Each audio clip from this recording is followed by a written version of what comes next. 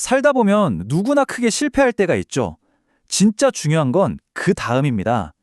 오늘 우리가 함께 들여다볼 이 비전의 재단이라는 주제는요, 바로 그 실패의 순간 우리가 어디로 돌아가야 하는지에 대한 아주 오래된 지혜를 담고 있습니다. 자, 한번 생각해 보세요. 정말 큰 실패를 겪고 나면 우린 본능적으로 뭘 가장 먼저 하려고 할까요? 대부분 몇 가지 패턴으로 반응하게 되죠. 가장 먼저 드는 생각, 그거 있잖아요. 아, 계획이 잘못됐어. 더 똑똑한 전략이 필요해 하면서 더 나은 계획을 짜려고 합니다.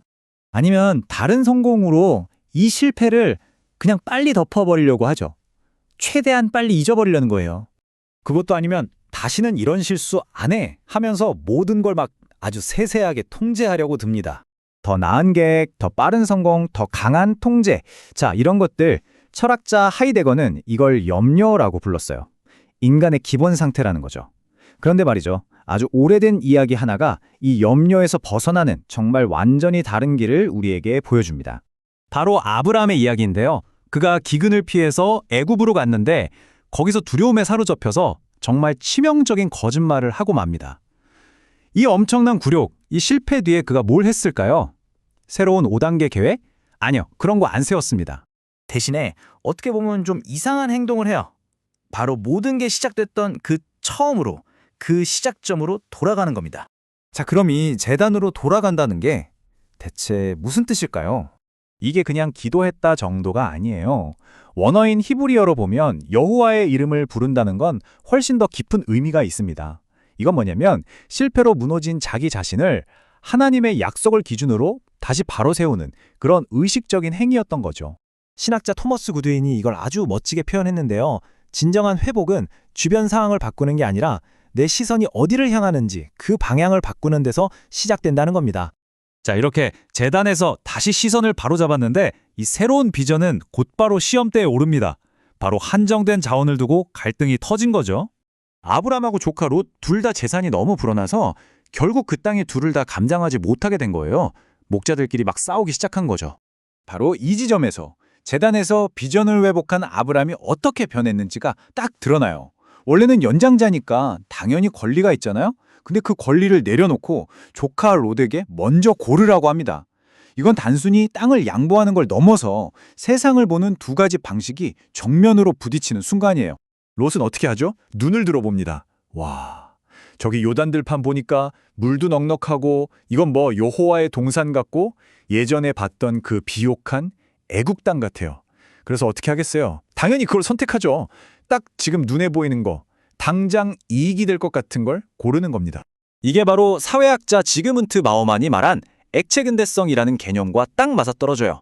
뭐냐면 우리의 정체성이 어떤 영원한 약속에 고정된 게 아니라 지금 당장 나에게 만족을 주는 선택들로 계속해서 바뀌고 흘러가는 상태, 딱 롯의 모습이죠.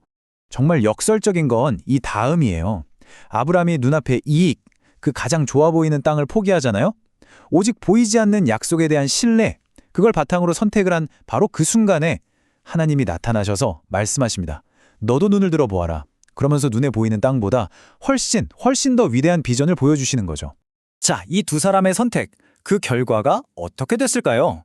이 결과를 보면 각각의 시선 뒤에 어떤 힘이 있었는지가 정말 분명하게 드러납니다. 롯이 선택한 그 좋아 보이던 땅, 결국 어떻게 됐죠? 소돔과 고모라로 이어지면서 모든 걸 잃게 됩니다. 파멸이었죠. 반면에 아브라함은요, 당장은 손해본 것 같았지만 그 믿음의 선택이 그가 포기했던 땅과는 비교도 안 되는 훨씬 더 위대한 약속으로 이어지게 됩니다. 여기서 원자료는 한 걸음 더 나아가요.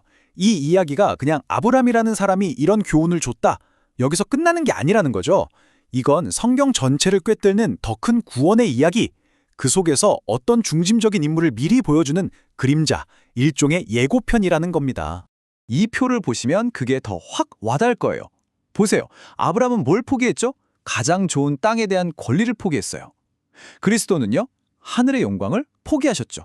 아브라함은 하나님의 약속을 믿고 그렇게 했고, 그리스도는 아버지의 계획을 믿고 그렇게 하셨습니다. 그 결과 아브라함은 더 위대한 유업을 받았고, 그리스도는 모든 이름 위에 뛰어난 이름을 받게 되셨죠. 정말 놀라운 연결 아닌가요? 자, 이 수천 년 전의 이야기가 바로 오늘 우리에게 아주 중요한 질문을 던지고 있습니다. 결국 이 이야기가 보여주는 건 우리 앞에 놓인 두 갈래 길이에요. 눈에 보이는 대로 당장의 이익을 쫓는 삶은 현재를 얻는 것 같지만 결국 미래를 잃게 됩니다. 반대로 보이지 않는 약속을 믿고 현재를 내어주는 삶은 미래를 얻게 되죠. 그러니까 지금 내 눈에 보이는 게 전부가 아닐 수 있다는 겁니다. 이건 그냥 옛날 이야기가 아니에요. 우리는 매일 선택하잖아요. 직장에서, 관계에서, 사소한 결정 하나하나에서. 이 두 가지 삶의 방식, 두 가지 보는 방식 사이에서 끊임없이 선택하며 살아가고 있는 겁니다. 그래서 마지막으로 여러분께 묻고 싶습니다. 지금 무엇이 여러분의 시선을 지배하고 있나요? 당장 좋아 보이는 것인가요? 아니면 보이지 않지만 약속된 미래인가요? 이 고대의 이야기가 오늘 우리에게 던지는 바로 그 질문입니다.